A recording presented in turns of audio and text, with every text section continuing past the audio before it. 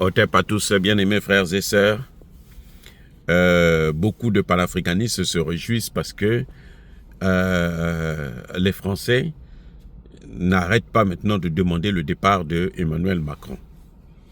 Il y a beaucoup de panafricanistes qui se réjouissent pour ça, que Emmanuel Macron puisse partir, qu'il puisse quitter le pouvoir.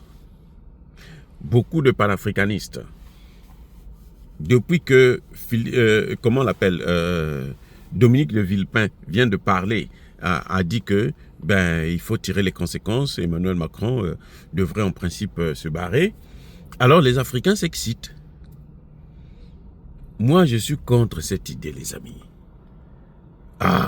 Je ne comprends pas comment, qu'est-ce que nous voulons. Nous, on pense que ce qu'eux, ils font là-bas, là, nous devons nous réjouir de ça. Quand eux, ils ne sont pas contents, nous, on ne doit pas être contents. Quand eux, ils sont contents, nous, on doit être contents. Ce n'est pas notre problème que Emmanuel Macron gère bien ou qu'il gère mal. Il y a une chose qu'il faut retenir, c'est que tous les présidents français, tous, du premier au dernier, ils n'ont rien à foutre de l'Afrique. Au contraire, ils veulent voir toujours l'Afrique être à genoux, écrasée, couchée, et puis on peut faire de lui, d'elle plutôt ce qu'on veut. Voilà ce qui se passe. Dominique de Villepin qui se proclame être un gaulliste. Il dit que Macron n'est pas un gaulliste, mais lui, il est gaulliste. Donc, il doit tirer les leçons. Il n'a pas d'idéologie de politique. Ok. Parlons de Dominique de Villepin. Qui a vitrifié Gbagbo? Qui a mis la Côte d'Ivoire dans l'état que la Côte d'Ivoire se trouve là? C'est qui? C'est pas Dominique de Villepin? Mais lisez Bourgi. Robert Bourgi le dit, non? Mais enfin, quand même, soyons sérieux. Dominique de Villepin n'est pas un dieu, n'est pas un saint. Au contraire, c'est le diable en puissance. Mais il le faisait au moment où l'Afrique n'était pas éveillée. L'Afrique n'était pas éveillée. L'Afrique dormait, les Africains dormaient. Fermez les yeux, je vous couillonne. Amen. Quand ils ouvrent les yeux là, ils ont la Bible et les Occidentaux ont toutes les matières premières. Ont le contrôle de tous nos pays. Voilà ce qui s'est toujours passé. Maintenant, quand Dominique de Villepin se proclame être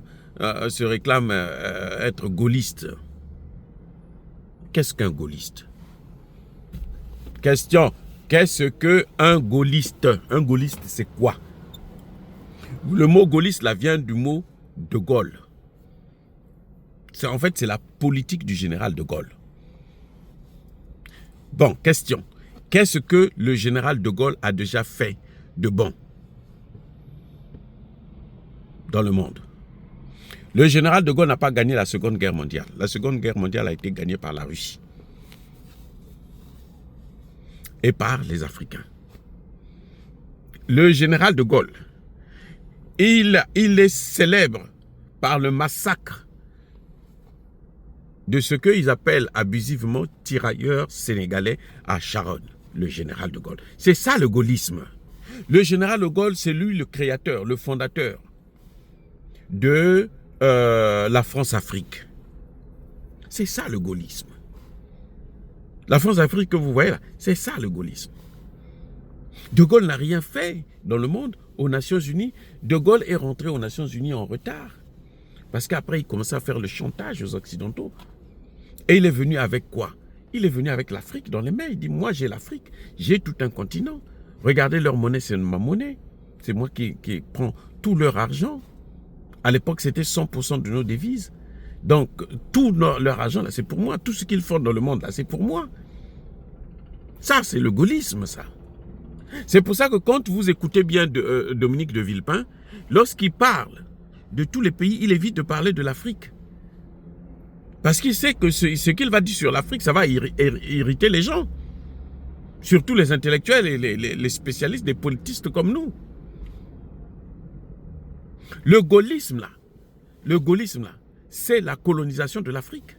Ce qu'on appelle idéologie gaulliste. la politique du général de Gaulle. C'est en Afrique seulement. Il n'y a rien aux Nations Unies de Gaulle. Il n'y a rien. De Gaulle est rentré aux Nations Unies grâce à nous et en retard. Ce n'est pas parce qu'il a, le droit de veto. Mais le droit de veto, là, c'est à cause de nous. Le gaullisme, là, c'est quoi? C'est quand la France veut créer son arme nucléaire, elle, qu'est-ce qu'elle fait? Elle va faire les essais en Algérie. Elle va faire les essais en Afrique. Tout récemment, Emmanuel Macron voulait aller reprendre les essais où? Où? Dites-moi. Qui connaît c'est où? Mais c'est au Centrafrique. C'est ça le gaullisme, les amis. Le gaullisme, c'est pas quelque chose, c'est pas une politique qui est avantageuse pour nous. Quand je vois un Africain parler du gaullisme, je dis, mais attends, toi, tu es quoi, toi? Comment tu vas être si stupide pour parler du gaullisme?